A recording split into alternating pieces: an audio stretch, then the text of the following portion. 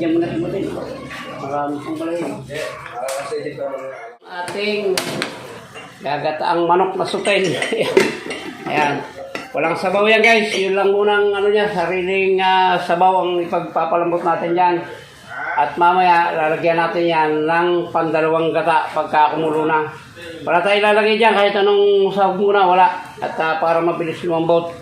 Medyo may edad na yan guys at nangingitlog na yan. Nagpalukulo ko kaya kinatay ko na. Ayan guys. Lalagyan na natin ang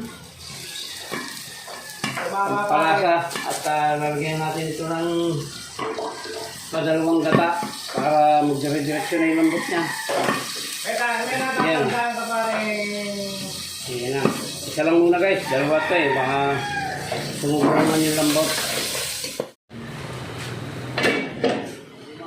Guys, lalagyan natin itong tanglad at saka luya. Para lumasa na yan. Yung ibang sahog ay mamaya na. Igigisa pa natin yan sa sili at bawang, sibuyas. Pwede yun, no? Takto lang yan. Pag natuyo yung sabaw na yan, igigisa na natin. Saka natin lalagyan ng toyo at suka at yung kakanggata. Patakan na natin guys ng kaunting suka. Kunti lang. Oops, tama na guys. At talagyan na rin natin ng toyo.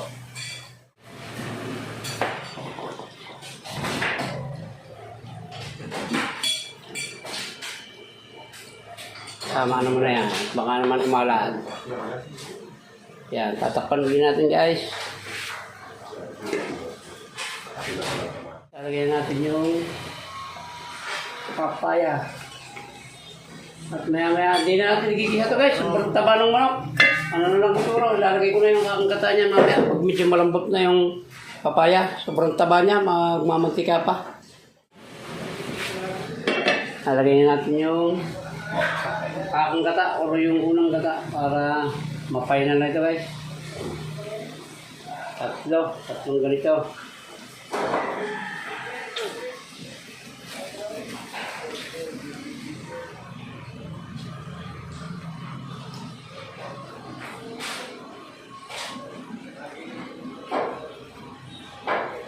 Hindi natin ito tatakpan at para hindi magbubuo yung kanyang gata.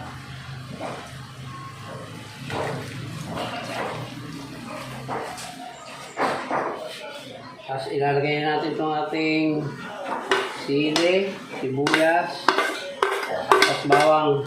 Hindi ko na guys kinisa kasi napakataba ng manok. Makakasuya yun pagka ginisan pa. Ayan, paanoin lang natin, patutuyuin lang natin.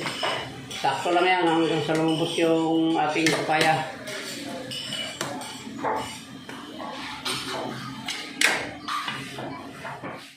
Ayan na, oh. Lapot na ito guys, oh. Mantika na sabon ito.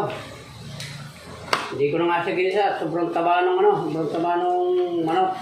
Nangingitlog kasi ito guys, magulong mga itlog. Nagbuwisit ako kaya kinatay ko na. Ito yung itlog niya, oh. Ayan, anim. Ayan guys, maraming salamat po sa lahat po ng umabot sa dulo ng vlog na ito.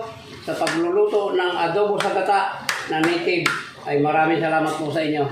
Hanggang dito na lang po yung vlog natin. At maraming salamat po sa inyo lahat. Mabuhay po kayo at mabuhay tayong lahat.